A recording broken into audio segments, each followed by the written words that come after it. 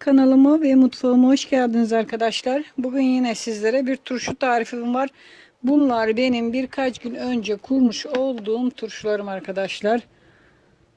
Birkaç gün oldu. Ne kadar? 4 gün falan oldu arkadaşlar. Ben bu turşunun yapılışını şimdi sizlere göstereceğim.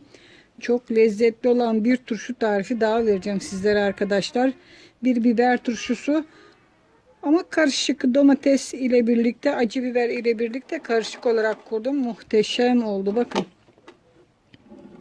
Sizlere özellikle göstermek istedim ki olduğunu kendi gözlerinizle görün. Birkaç gün sonra size videosunu çekmek istedim. Bu turşunun tarifini sizlere vereceğim arkadaşlar. Bakın bir tanesi şöyle açalım ki görün içini. Bakın işte muhteşem. Kokusu şu anda turşu kokusu yayıldı. Üzerinde bakın biberler suyun içinde asla üzerine çıkmıyor. Ki suyu azalmış olabilir. Yani ilk aşamada yavaş yavaş altına iner sular. Ve üzeri kuruda kalmış olabilir. Arada bir kontrol edersiniz ki aşağıda kalırsa su kısmı birazcık sirke dökün ve üzerini tamamlayın arkadaşlar. Başka hiçbir şey koymanıza gerek yok. Şöyle kapatalım. Özellikle size bu yaptığım turşuyu göstermek istedim. Bazı arkadaşlar işte beğenmiyor. Kötü yorumlar yapıyor. İyi olmuyor. Şöyle böyle. Bakın bunu da açalım. Bakın gördüğünüz gibi suyun içinde üzerine pek çıkmamış. Çok az bir aşağı inme olmuş. Onda ne yapacağız? Şu şekilde birazcık üzerine sirke dökerek bakın kapatın. Başka hiçbir şey koymanıza gerek yok arkadaşlar. Mis gibi olmaya başladı. Bunlar benim kışlık turşularım. Ben çok turşu yapıyorum arkadaşlar genelde. Bazılarını çekmeye yetiştiremiyorum. Bunları çekmedim. Özellikle çekmedim ki size olmuş halini göstermek için. Sizlere de şimdi yapımını göstereceğim arkadaşlar. Şimdi hemen hazırlama aşamasına geçelim. Şöyle turşularımızı kenara alalım. Evet arkadaşlar, bunlar da benim bahçemden toplamış olduğum, hatta biberlerin çoğunu topladığım için biraz az kaldı biberlerim. Bakın son turşumu yapacağım, biber turşumu arkadaşlar. Onun için sizlere göstermek istedim. Şöyle bakın, ufak bir kavanoza yapacağım. Siz ona göre kendi ölçünüzü ayarlayın arkadaşlar. Bu 2 kiloluk bir kavanoz. Nasıl kurulduğunu şimdi sizlere göstereceğim. Burada benim görmüş olduğunuz gibi sarımsaklarım var. Bir miktar şöyle dibine atalım. Biberlerim ben bu şekilde koydum arkadaşlar onlara. Niye? Şöyle ortalarından keserek çok yer kaplamasın diye saplarını kestim. İsterseniz kesmeyebilirsiniz. Bu şekilde bakın. Kırmızısını, yeşilini hiç fark etmez. Hepsi de olur arkadaşlar. Bütün koyabilirsiniz. Sapıyla koyabilirsiniz. Bunlar benim bakın biraz ufakları kaldı zaten. Çoğunu toplamıştım. Son turşu tarifimi vereceğim sizlere arkadaşlar. Biber turşusu. Bunu da çok seveceksiniz. Çok beğeneceksiniz. Bakın bu şekilde dip kısmına ister keserek koyun, ister hiç kesmeyin. Tamamen sizin arzunuza kalmış. Bakın bu şekilde atıyorum. Şimdi birazcık şöyle yeşil domateslerim var. Onları şöyle 2'ye ya da 4'e kesin. Şöyle atın. Bunlar domatesli olarak hazırlayacağım arkadaşlar. Sonra tekrar biber atalım.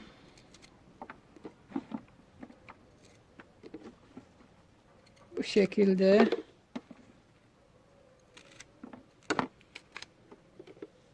Bakın.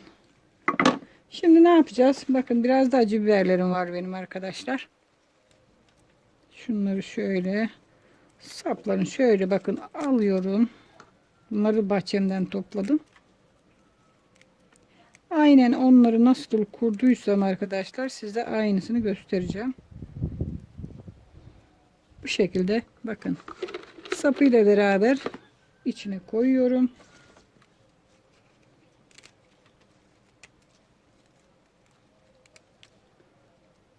Bazı arkadaşlar nohut koymuyorum diye çok eleştiri yapıyor arkadaşlar. Nohut koymamamın sebebi ben pek kullanmıyorum. İsterseniz kullanabilirsiniz. Zarar yok tabii ki de ama. Nohut genelde turşuyu bulanık yapıyor ve şöyle suyunun uzamasını sağlıyor. Onun için ben pek sevmiyorum. Suyu genelde uzuyor arkadaşlar. Yavaş yavaş kışa kadar olsun dursun, acelesi yok. Nohut hem hızlandırır mayalanmasını, turşu olmasını. Bunlar kış turşusu olduğu için hiç acelesi yok. Yavaş yavaş olsun dursun. Bakın acı biberlerim, bunlar acı biberim. Pek onları kesmiyorum ki çok fazla acıları çıkmasın. İsterseniz kesebilirsiniz. Siz koyacaksınız. Bu şekilde bakın pembe domateslerim var. Onlardan da aynı şekilde şöyle 2'ye ya da 4'e kessin. Bakın. Çok lezzetli oluyor bu turşu arkadaşlar. Ben evimde ne yapıyorsam aynısını birebir sizlere de tarifini veriyorum. Asla böyle hile hurda yapmam. Neyse onu gösteririm arkadaşlar. Çünkü ben elimden gelen bir şeyi gizlemesini, saklamasını sevmem. Herkes faydalansın. Bakın bu şekilde çok kolay ve basit.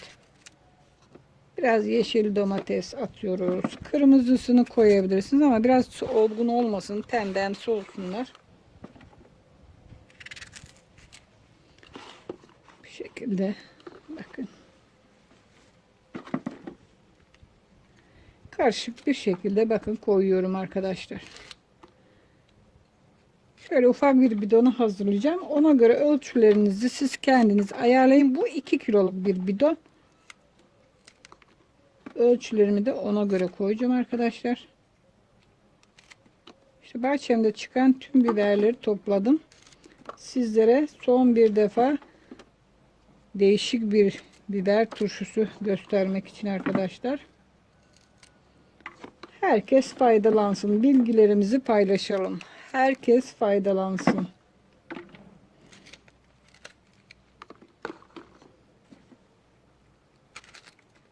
Bakın. Büyükleri kesiyorum. Küçükleri hiç kesmiyorum.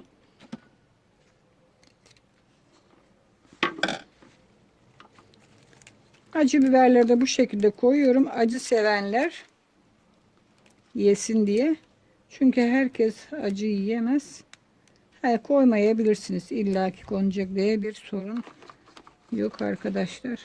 Bakın bu şekilde acıları çom çom sapınla birlikte koyuyorum. Bakın. Yapraklarını koparıyorum ki fazla yer kaplamasın.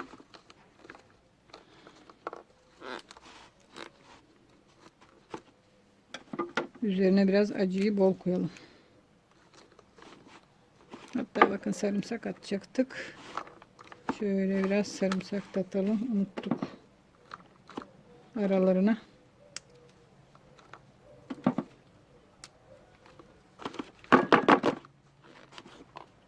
Sıkıştıra sıkıştıra bu şekilde bastıra bastıra dolduruyorum.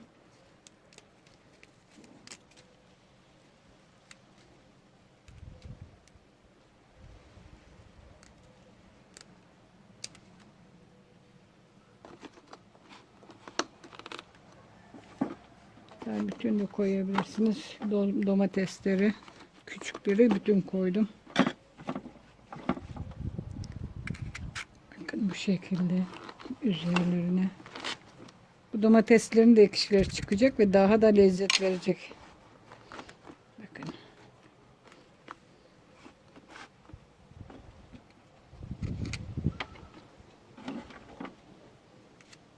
Evet, gördüğünüz gibi kavanozumuzu doldurduk arkadaşlar. Evet, turşumuzu doldurduk. Şu kalan sarımsakları da şöyle atıyorum içine.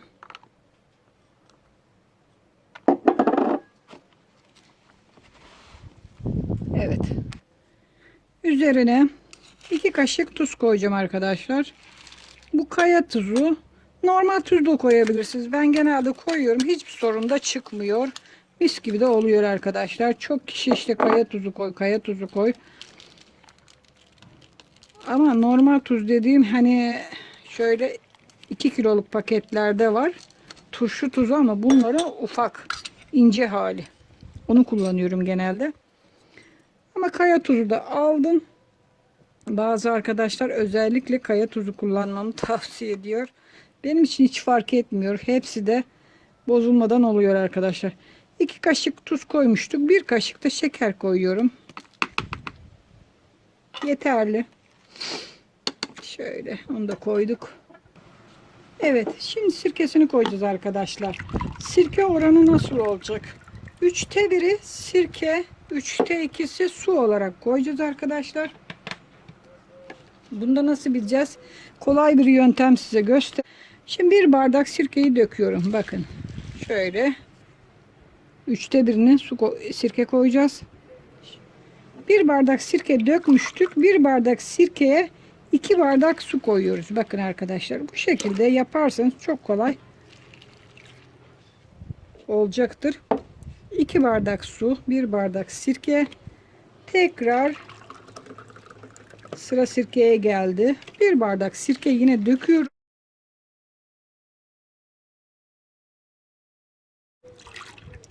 Üzerine de suyunu ilave ediyoruz. Bu şekilde. Şimdi koyduğumuz şöyle biraz kenarlarından yapalım ki aşağı inecektir bu. Hava boşluklarından. Bakın, bu şekilde güzelce yerleştiriyoruz.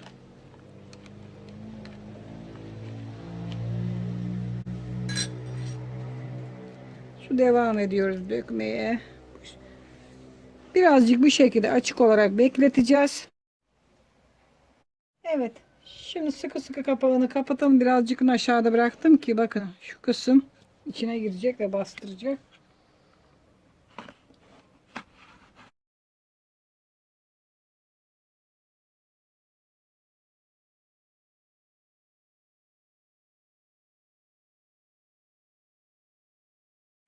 Evet.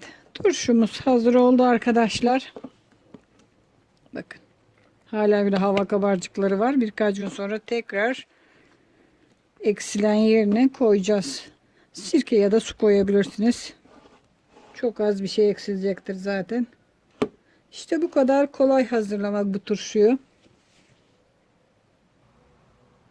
Umarım beğenmişsinizdir arkadaşlar. Sizler de evinizde yapın bu turşuyu. Kışlık hazırlayın. Benim gibi büyük büyük bidonlara koyun arkadaşlar. Çünkü kışın gözü karadır derler. Ne olsa yenir.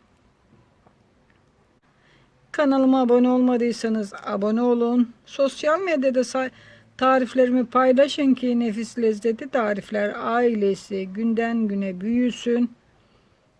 Hoşça kalın, afiyetle kalın. Daha birçok yeni ve güzel tariflerde görüşmek üzere arkadaşlar.